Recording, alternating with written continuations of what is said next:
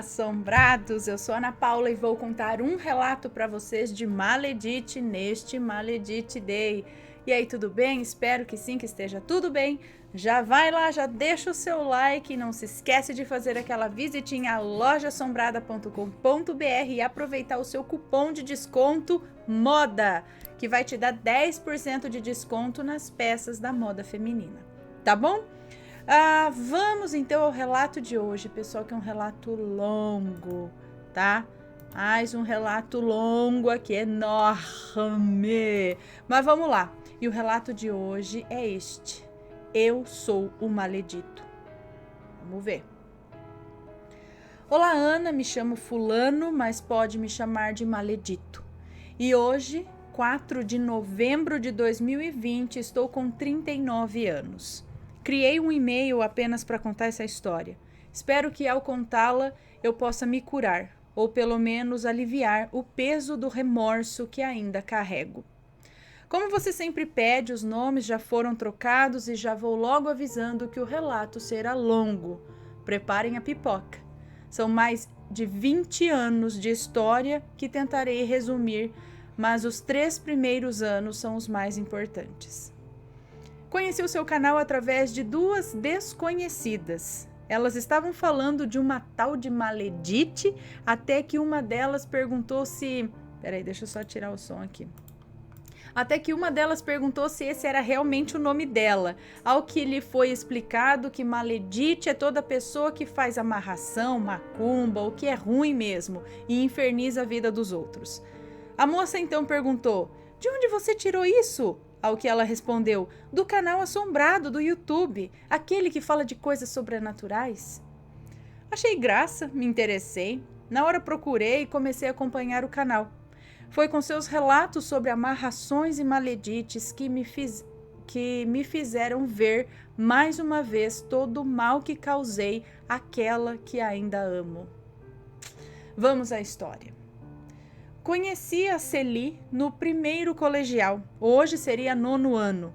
Estávamos com 14 anos, era fevereiro de 1996. Houve um remanejamento das escolas na minha cidade e todo o ensino médio da minha escola foi transferido para a escola dela. As turmas deveriam ser mistas, metade de uma escola e metade da outra na mesma sala. Mas na minha sala foram trocados apenas 6 alunos. Celi era uma delas. Porém, ela não foi nas 3 primeiras aulas. Portanto, só a conheci na segunda-feira seguinte. Ela era linda, um corpão, cabelão, branquinha e um sorriso que derretia qualquer um. Tinha um olhar penetrante, mas eles estavam tristes. Ela havia perdido um amigo na semana anterior, por isso não compareceu nas primeiras aulas. Era muito na dela. Quieta e demorou um pouco para fazer amigos, talvez por estar separada de sua turma, já que seus amigos foram para outra sala. Me apaixonei no mesmo instante que a vi. Tentava de toda forma me aproximar e conquistá-la, mas ela não dava muita bola para mim. Até achei que gostasse de outro cara que vivia grudado nela, mas ela apenas não estava interessada, nem em mim, nem em ninguém.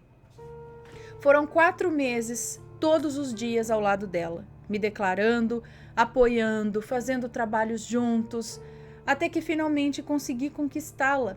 E no dia que ela completou 15 anos, começamos a namorar. Eu tinha feito 15 no mês anterior. Eu era encantado por ela e ela muito querida por todos os alunos e professores. Era boa aluna, prestativa, educada, mas era brava. Não precisava falar nada quando estava brava, apenas o olhar já dizia tudo. Eu costumava dizer que ela falava com os olhos e que de vez em quando eles gritavam. Ela tinha poucos amigos de verdade, mas muitos colegas, e eu tinha ciúmes de cada um deles, em especial do Eduardo. Nossa, a simples existência daquele cara me irritava, mas a Celi cortava toda e qualquer manifestação de ciúmes que eu pudesse ter, seja lá com quem fosse. Ela não admitia que eu sequer tentasse falar alguma coisa sobre a forma dela tratar os amigos, principalmente o Eduardo, que ela já conhecia desde criança. Ela estava certa, mas eu estava doente de amor, paixão, ciúmes. Na época eu fazia boxe numa academia próximo de casa e descontava toda a minha frustração no saco de pancadas. Isso me ajudava muito. Quando estávamos juntos era incrível, ela me fazia rir, esquecer dos meus problemas com os meus pais que viviam em pé de guerra, esquecer do meu tio que era drogado e batia na minha tia ou no meu irmão, por parte de pai e da outra família que ele tinha e que eu e minha mãe tínhamos acabado de descobrir. Minha vida estava um inferno e ela me dava paz. Escrevendo isso agora, eu vejo como eu fui burro, imaturo e inseguro. Eu tinha 15 anos, mas eu amava aquela menina de forma inexplicável. Nosso namoro era perfeito, tínhamos briguinhas de casal bobas que acabavam com a mesma rapidez que começavam. Eu seria e fui capaz de muitas coisas para tê-la sempre ao meu lado e assim meus ciúmes crescia. Eu a queria só para mim, eu não queria dividi-la com mais ninguém. Celi já estava ficando incomodada com o meu grude. Dizia para eu sair com os meus amigos, ficar mais com a minha mãe, que a essa altura já tinha se separado do meu pai, para eu me dedicar mais à banda de música da qual eu fazia parte. Com certeza, ela era infinitamente mais madura do que eu. Dava para ver a insatisfação nos olhos dela e eu já comecei a achar que ela estava gostando de outro, para querer me afastar daquela forma. Mas a verdade é que ela só queria um pouco mais de espaço e que eu não fizesse dela o centro do meu mundo. Já estávamos namorando fazia 9 meses. Até esse momento, não tínhamos tido relações sexuais. Isso era um motivo de briga. Ela dizia que gostava muito de mim, mas que não estava pronta e nem tinha pressa para dar um passo tão grande. Que a primeira vez é só uma única vez e que um relacionamento não era feito só disso. Cada vez que eu me empolgava um pouco mais, ela gentilmente me parava e aquilo me deixava louco de raiva e brigávamos. Ela ficava furiosa e dizia que eu só queria levá-la para a cama, a todo custo, e não importava o que ela queria. E eu, idiota que era, na hora da raiva disse que ela deveria ser fria na cama como uma pedra de gelo.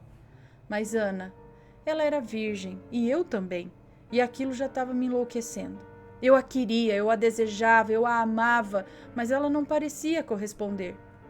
Até que eu falei a frase mais imbecil da minha vida. Eu disse a ela: se você gosta mesmo, então por que você não quer fazer isso comigo? Ela me olhou e vi a decepção e a tristeza em seus olhos e ela me disse: talvez eu não goste a esse ponto. E saiu, foi embora chorando. Eu fiquei com tanto ódio dela e de mim mesmo que eu destruí o meu violão, arrebentei ele todinho. Minha mãe chegou do trabalho e viu meu quarto todo bagunçado, roupas jogadas no chão, o violão destruído e perguntou o que tinha acontecido.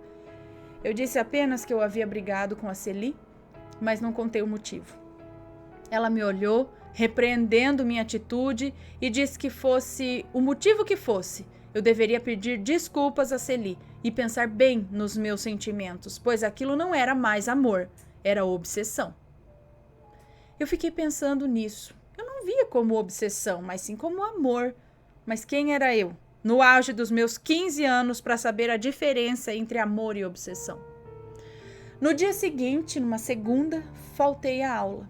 Eu estava com vergonha dela. Eu estava confuso, eu estava com medo dela terminar tudo definitivamente.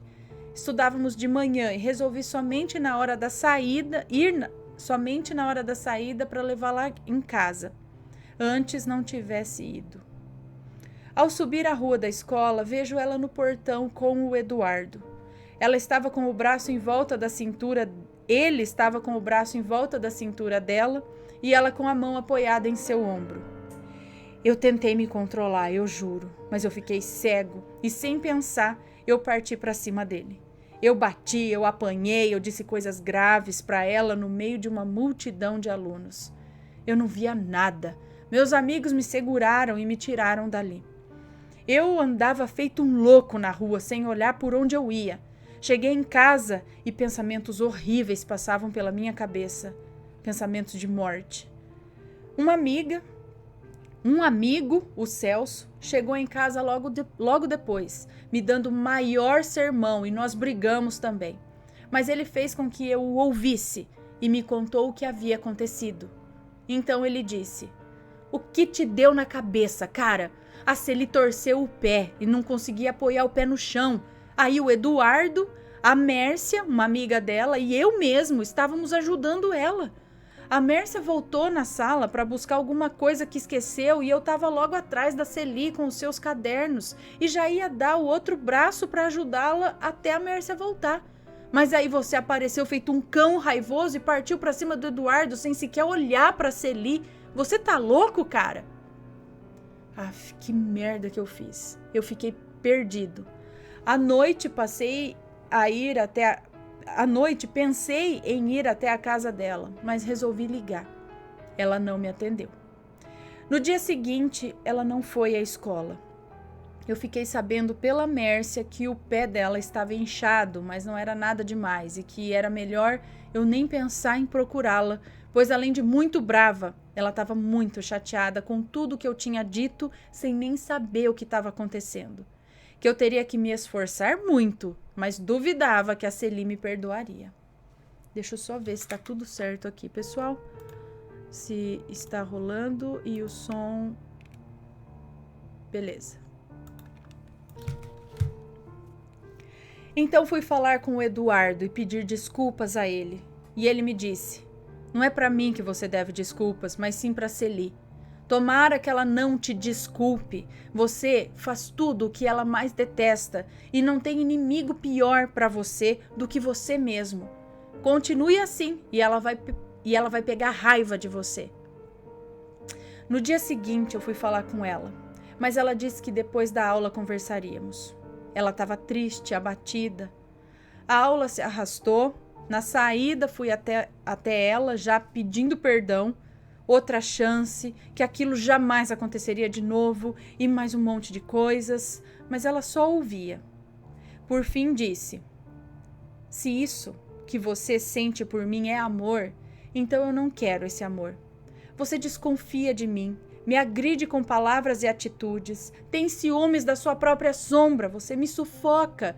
Não pensa no que diz quando está com raiva e acha que está sempre certo.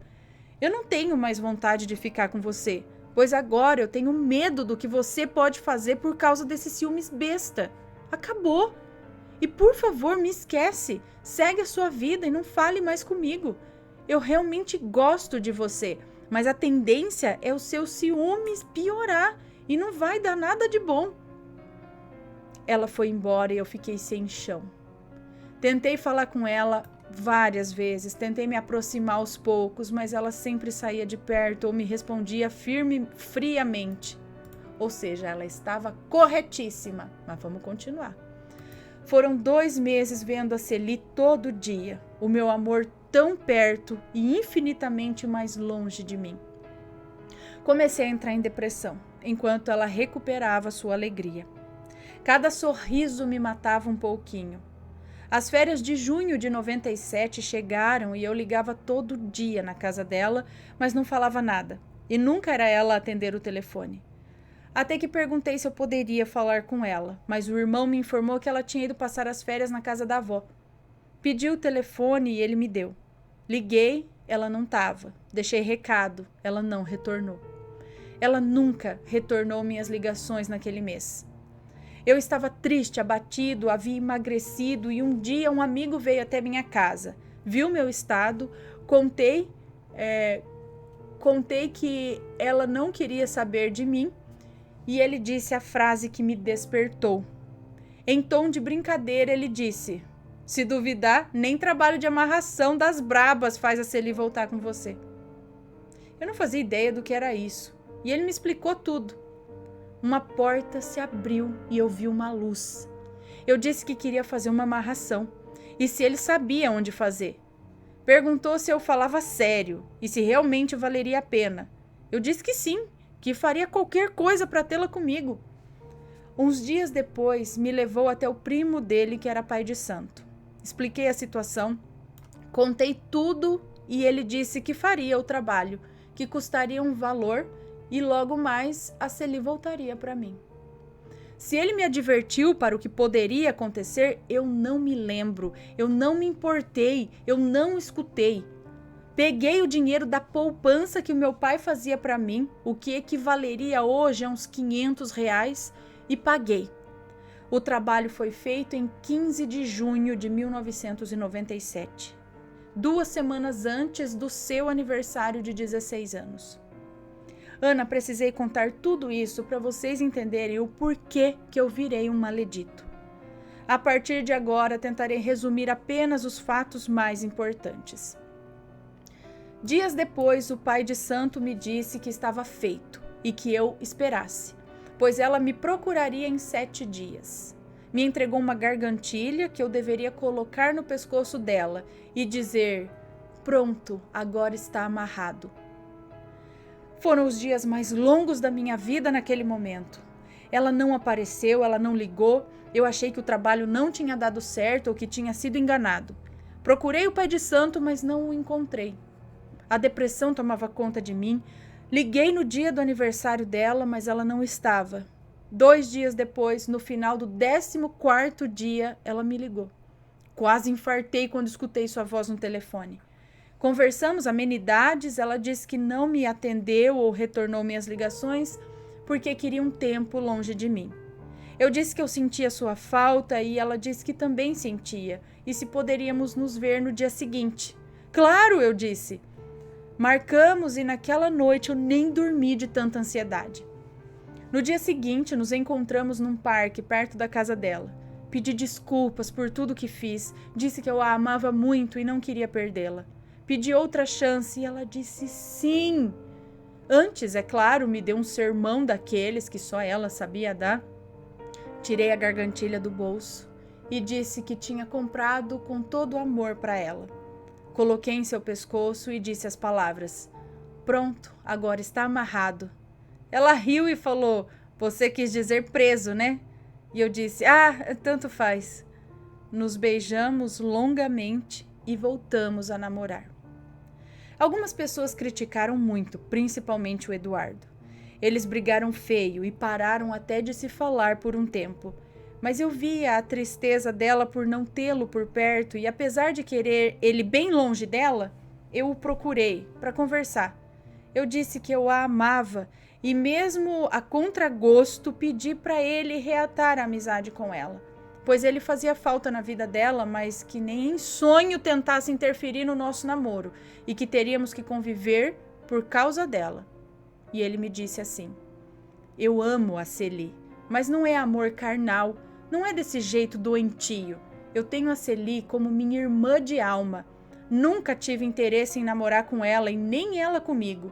É um amor puro, de coração. Mas acho que você não sabe o que é isso, né? Não vou interferir e nem ajudar em nada enquanto ela estiver feliz. Mas faça ela sofrer para ver do que eu sou capaz de fazer por ela. Dias depois eles voltaram à amizade. Eu me matava por dentro de ódio, mas ela estava feliz novamente. Era o que faltava para tudo ficar bem. Os pais dela também não foram muito a favor, mas acabaram aceitando. Os meses passaram e nós estávamos felizes. Eu fazia tudo por aquela menina, eu fazia planos para o nosso futuro, mas tinha alguma coisa diferente nela.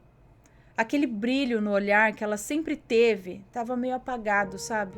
Não era tão intenso como antes, e a essa altura eu já tinha esquecido que tinha feito um feitiço, mas às vezes me perguntava se ela estava comigo por amor ou por feitiço.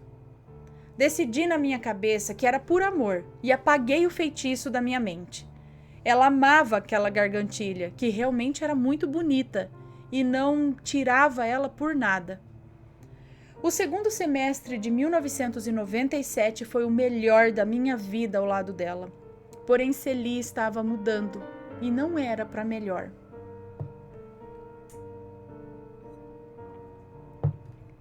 A reviravolta começou no ano novo. Passamos a virada de 97 para 98 na casa dela. E no dia seguinte era aniversário da minha mãe, que iria comemorar na casa da minha tia, como fazia todos os anos. Estava tudo bem, a família já conhecia Celi e todos a adoravam. Minha mãe tinha verdadeira paixão por ela e a considerava uma filha. Minha prima estava acompanhada de uma amiga muito bonita que eu nunca tinha visto na vida. Elas vieram nos cumprimentar e desejar feliz ano novo. Quando essa moça me deu um beijo no rosto, o demônio se materializou na Celi. Ela fechou a cara e fuzilou a moça com o olhar, que nem se aproximou dela. Celi nunca foi de fazer escândalos, mas ela tremia de raiva e estava muito nervosa. Brigamos um pouco, mas nada grave. Porém, a partir desse dia, os ciúmes dela só aumentavam. Por dentro eu fiquei até feliz. Se ela estava com ciúmes era porque me amava. E essa era a primeira demonstração de ciúmes da parte dela. Achei até fofo. Nesse dia tivemos nossa tarde de amor juntos. Tudo aconteceu e vou dizer que foi maravilhoso. Dizer que foi maravilhoso seria muito pouco. Tenho esse momento guardado na memória até hoje, e se eu fechar os olhos, consigo sentir o perfume de seus cabelos ainda. Mas como eu disse, as coisas mudaram. Ela controlava cada passo que eu dava. Ela me ligava o dia todo, ela queria me ver todo dia e exigia cada vez mais de mim. As brigas por ciúmes bestas estavam cada dia mais fortes e eu não tinha como aguentar, pois eu fazia o mesmo. Aí eu não tinha como argumentar, porque eu fazia o mesmo. O ano letivo começou e não estávamos na mesma sala. A Celi foi na diretoria, pediu que trocassem um dos dois de sala, exigiu, gritou e já tomou advertência antes mesmo de começar as aulas. Ela chorava, como se aquilo fosse o fim do mundo, mas nossas salas eram uma de frente para outra. Para minha sorte ou não, eu já nem sabia mais o que pensar naquele momento. O Eduardo estava na sala dela. Para você ter noção do tamanho do meu desespero, eu cheguei a pedir ajuda para ele, pois eu não sabia o que estava acontecendo com a Celi. Ela estava cada dia mais irritada, briguenta, sarcástica e às vezes tinha um olhar que dava medo. Às vezes de malícia, às vezes de maldade. Nas nossas relações sexuais ficava cada vez mais violenta, a ponto dela me machucar e rir. Eu vivia arranhado, pois ela tinha as unhas grandes e muito afiadas. Ela me ameaçava. Ela dizia assim: se você me deixar, eu te mato e depois eu me mato. Não, mentira! Eu mato você, mas jamais vou tirar minha vida por qualquer motivo, nem mesmo por você. Para mim, tirar a própria vida é para os fracos, os fortes enfrentam as consequências. Ela dizia esse tipo de coisa, sabe? Aquela menina doce estava sumindo. Não restava quase nada mais e eu estava com medo dela, por ela e por mim. A mãe da Celi, a dona Ofélia, é nascida e criada em igreja evangélica. Estava sempre em oração e várias vezes nos chamava para ir até a igreja, mas nunca íamos. Um dia, 4 de julho de 98, num sábado, estávamos na casa dela e apareceram 2 irmãs da igreja que estavam acompanhadas de uma missionária que veio de outro país e não conhecia ninguém. Veio para uma visita e oração. No meio da oração, a missionária disse: foi feito um feitiço de amarração para você, minha querida, mas Deus está desamarrando agora. E olhando diretamente para mim, ela disse: o amor verdadeiro não se compra e nenhum feitiço do mundo é capaz de fazer o amor surgir numa pessoa. Isso traz consequências. Eu gelei e lembrei da amarração. Então, ela não estava comigo por amor, e sim por feitiço. A Celi olhava para mim com cara de interrogação e perguntou se eu fiz um feitiço para ela. Eu neguei, é claro. E ela perguntou à missionária quem fez. E ela apenas respondeu que na hora certa seria revelado. Nem um minuto a mais, nem um minuto a menos. Mas que Deus trabalha para quebrar o feitiço. No dia seguinte, Celi foi até minha casa. Minha mãe estava trabalhando e minha prima apareceu, junto com a sua amiga, aquela lá do Ano Novo, levando seu violão para que eu afinasse. Quando Celi a viu, o inferno veio à terra. Ela se transformou em pura ira. Começou a xingar a moça e do nada partiu para cima dela. Eu tentava segurá-la, mas a força dela era tão grande que eu parecia uma criança perto de um gigante. As duas se pegaram, pois a moça não deixou barato também. No meio da briga, a gargantilha dela arrebentou. Separamos a briga e elas foram embora e nós brigamos muito. Ela vinha para cima de mim e eu tentava segurá-la de toda forma, até que acabei dando um tapa nela. Eu me arrependi no mesmo instante, mas aí ela parou. Me olhou com os olhos cheios de lágrima e perguntou: o que está acontecendo comigo? Eu estava todo arranhado e desesperado, pedindo desculpas e procurando a gargantilha. Ela então cuidou dos meus arranhões, não falava nada, apenas chorava em silêncio. Eu a abracei e ficamos assim por horas e acabamos dormindo. Quando acordei, Celi havia ido embora. Deixou um bilhete dizendo que estava cansada de tudo aquilo e que eu não me preocupasse, que não ia fazer nenhuma besteira, só queria ficar sozinha um pouco e que nos veríamos na escola.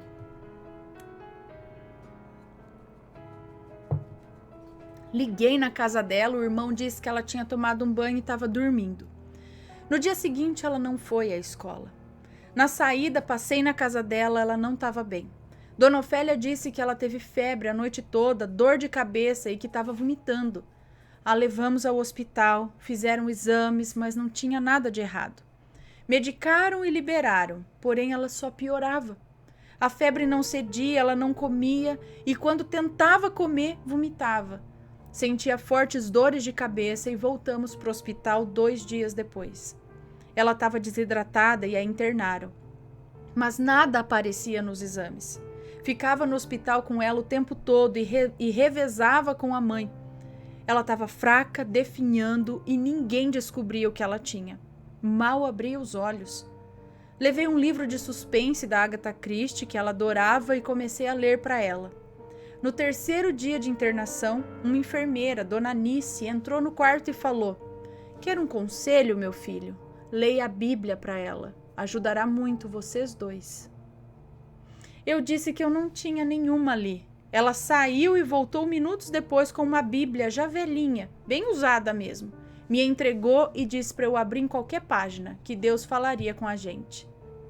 Abri aleatoriamente e meus olhos se fixaram em João 8,32, o versículo mais falado hoje em 2020. E conhecereis a verdade, e ela vos libertará. Parei naquele versículo e depois li o capítulo inteiro, em meio a lágrimas, e entendi que precisava contar tudo a ela. Contei sobre o feitiço, contei sobre o amor que eu sentia, do medo que eu tinha de perdê-la, pedi perdão. Eu não sabia se ela me ouvia e fui falando tudo. Lavei minha alma, me senti leve e parecia que um elefante tinha saído de cima dos meus ombros. Eu revezava com os pais dela e sempre lia o livro e a Bíblia, mas ela não melhorava. Dia 23 de julho de 98, por volta das 2 da tarde, eu estava com ela, conversava e pedia para ela voltar para mim, para reagir, pois sentíamos a falta dela. Eu disse que eu a amava e, como fazia todos os dias, eu pedi seu perdão. Ela abriu os olhos e as lágrimas escorriam por seu rosto. Seu rosto estava sereno, ela sorriu para mim, apertou minha mão, fechou os olhos e de repente começou um barulho no quarto. Um pi. Começou uma gritaria, me empurraram para fora do quarto e Dona Anice, a enfermeira, me disse: "Reze, querido, agora é a hora." Eu me desesperei, saí correndo, fui para a capela, ela estava morrendo e não ia suportar aquilo. Está difícil até descrever essas palavras, tamanha dor que ainda hoje me acomete. Passaram-se horas e eu estava ajoelhado, de cabeça baixa e rezando, pedindo perdão a Deus e que não a levasse, que quem deveria pagar era eu e não ela. Eu não sei precisar quanto tempo permaneci assim, até que adormeci, ajoelhado mesmo. Senti uma mão no meu ombro, era a Dona Anice, e ela me disse: "Meu filho, está tudo bem agora. Deus ouviu as suas preces e ela vai ficar bem. Você pode vê-la agora." Dei um abraço nela, chorei copiosamente em seus braços, agradeci por toda a ajuda e corri para o quarto. Dona Ofélia já estava lá, nos abraçamos e choramos juntos, agradecendo a Deus. Celi teve uma parada cardíaca, esteve morta por 3 minutos. Ela estava sedada, mas os médicos disseram que ela precisava reagir, pois não havia nada que eles pudessem fazer, pois não encontravam o problema dela. A única coisa que os exames apontaram foi uma leve anemia, mas não era suficiente para causar nem a metade daquilo. Eu fiquei mais um tempo ali ao seu lado, pedindo que ela reagisse e saísse daquele estado. Dona Ofélia passou a noite com ela. Saí da escola e fui para o hospital, como fazia todos os dias. Quando cheguei, ela estava dormindo, mas Dona Ofélia estava com um sorriso de orelha a orelha. Me contou que a Celia acordou, sentia fome e sede, a febre cedeu por completo, mas ela estava fraca ainda. Que conseguiu almoçar e não passou mal. Nem os médicos acreditavam naquilo. Dona Ofélia foi embora e fiquei lá com ela, que dormia serenamente, sem aquele tubo na boca, estava até mais coradinha. Dona Nícia entrou no quarto, ajeitou a cama e falou: viu só como Deus é misericordioso? Quando pedimos com todo o nosso coração, Ele nos atende. E eu fiquei pensando se Ele também havia me perdoado pelo que eu fiz. 6 dias depois ela teve alta, sem nenhuma sequela. Saiu andando do hospital como se nada tivesse acontecido, nem com anemia estava mais. No dia de sua alta, procurei a enfermeira Nice para devolver sua Bíblia e agradecer por tudo. Perguntei por ela no posto de enfermagem, mas me disseram que não havia nenhuma Nice ali. Dei suas características, disse que era uma senhora de uns 60 anos, branca, magra, cabelos curtos, grisalhos, 1,60 m mais ou menos de altura. Mas a chefe me garantiu que não havia ninguém com aquelas características e que a enfermeira mais velha daquela ala tinha 40 anos. Eu estava confuso. Fui até a administração e perguntei sobre a dona Nice. A resposta foi a mesma. Não havia nenhuma Nice no quadro de funcionários. Acredito que a dona Nice foi um anjo que Deus mandou para que eu me arrependesse do que fiz e agradeci por isso. Levei a Bíblia comigo e a tenho até hoje. Celi se recuperou totalmente, mas não lembrava de nada do que aconteceu depois da nossa briga. Resolvi não contar nada, pois tinha medo de sua reação, mas vi que ela estava diferente. Não havia mais amor nenhum ali, não havia carinho. O trabalho realmente foi desfeito. Encontrei a gargantilha e mandei arrumar. Andava com ela no meu bolso, indeciso, se entregava ou não. Resolvi não dar sorte para o azar. Ficamos juntos por mais 3 meses, até que ela disse que não sentia mais nada por mim e queria apenas ser a minha amiga. Fiquei desolado, entrei em depressão, tentei conquistá-la novamente, mas nada adiantava. Ela voltou a ser aquela menina feliz e sorridente, com aquele brilho intenso no olhar, enquanto eu me apagava cada dia que passava. Ana, não posso dizer que fiquei feliz com isso, mas eu estava aliviado. Ela estava viva e bem. Era isso que importava. No ano seguinte, ela, Eduardo e Mércia mudaram para o turno da noite e para ficar perto dela eu tentei mudar também, mas sem sucesso. Às vezes ia na escola à noite só para vê-la, conversar, ver como ela estava. Ainda nos restava a amizade e em mim o amor permanecia. O ano de 99 passou triste e sem sentido. No ano novo fui até a casa dela, rimos, brincamos e ficamos juntos, mas nada de namoro. Ficávamos esporadicamente.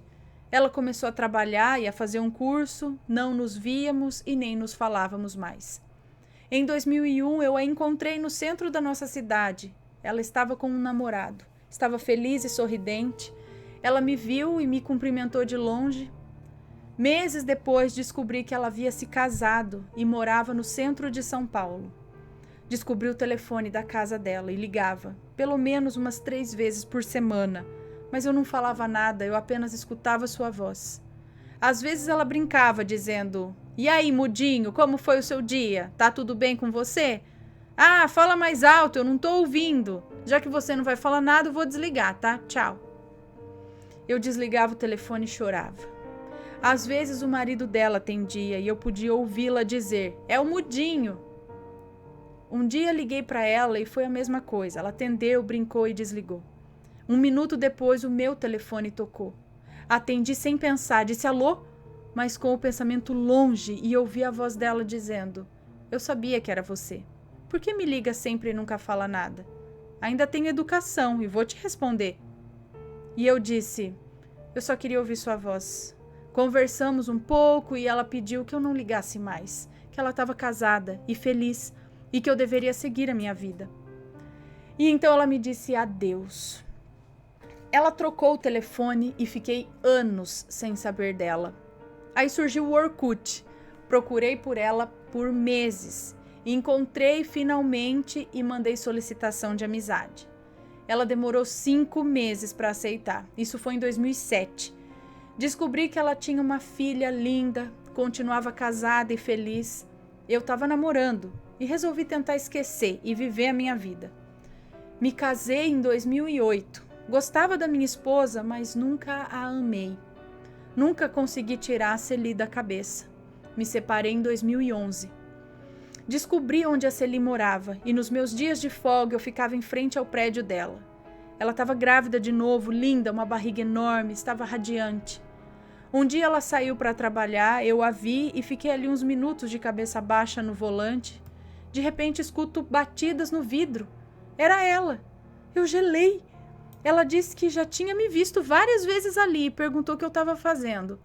Estava muito irritada e disse que iria na polícia caso aquilo continuasse. Ela estava muito irritada e disse que iria na polícia caso aquilo continuasse. E eu parei de ir até lá. Não por medo dela chamar a polícia, mesmo porque eu sou policial, mas pela saúde dela mesmo. Tinha medo que ela ficasse nervosa e acontecesse alguma coisa com o bebê. Ela já havia me bloqueado no Orkut muito tempo atrás e depois me bloqueou no Facebook. Em 2013, ela se mudou para o interior. Fiz um perfil fake, passei a segui-la. Descobri onde ela morava e fiz a mesma coisa. Eu ia vê-la de longe, mas dessa vez com menos frequência, pois ela morava a 100 quilômetros de São Paulo. A vi raríssimas vezes, só nas horas que ela ia levar o filho na escolinha e um dia em 2018 eu a segui até o centro da cidade. Ela entrou numa loja e olhou para trás, voltou até a porta, eu acho que ela me viu, mas eu não tenho certeza. Ela estava com os 2 filhos e com o marido. Naquela semana pedi transferência do meu trabalho para outro estado.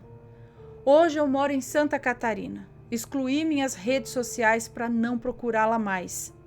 Nunca consegui me interessar por ninguém. Eu nunca amei ninguém. Eu nunca tive sentimentos por ninguém.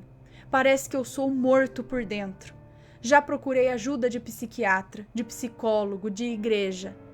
Em meados de maio de 2019, comecei a frequentar um centro espírita e nesse centro um senhor me chamou para conversar. Nunca o tinha visto, eu apenas assistia às palestras e tomava passe e ia embora. Nunca falei da minha vida com ninguém ali.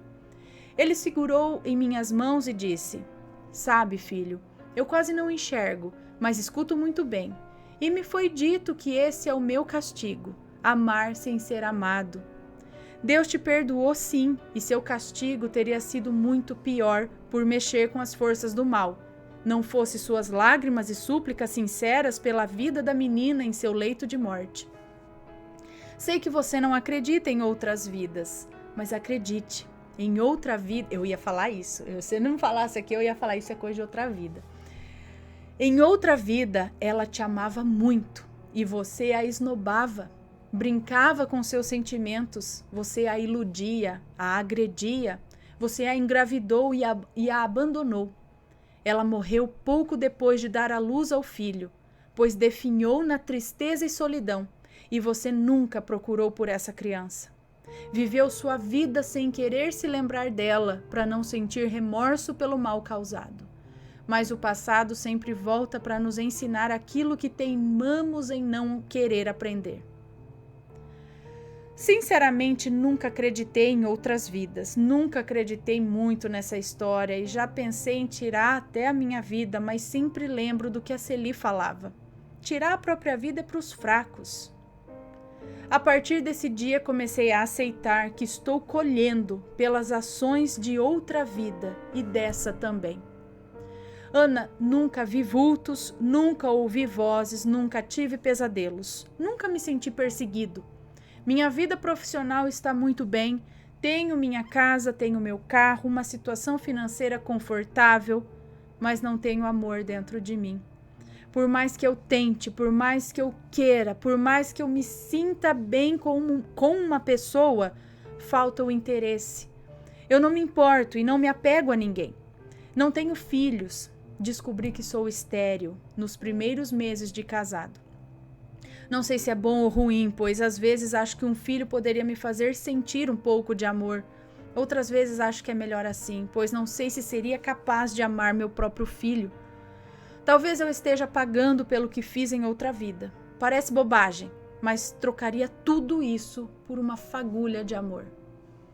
De tudo isso, o que sempre me vem à mente é a frase da missionária: o amor verdadeiro não se compra, e nenhum feitiço no mundo é capaz de fazer o amor surgir numa pessoa. Isso traz consequências. E isso me traz várias perguntas. E se eu não tivesse ido na escola naquele dia? E se eu tivesse perguntado o que estava acontecendo? E se eu não tivesse feito a amarração? E se eu não tivesse dado a gargantilha para ela? São vários e se. Seria tudo diferente? Bom, Ana, até hoje guardo a gargantilha dentro da Bíblia da Dona Nice. Não quis me desfazer dela, apesar de saber que preciso fazer isso. Talvez um dia eu me desfaça. Sei que o relato ficou enorme. Me desculpe se ainda tiver erros. Demorei 4 meses para escrevê-lo, revivê-lo e revisá-lo, e mais 2 meses decidindo se mandava ou não.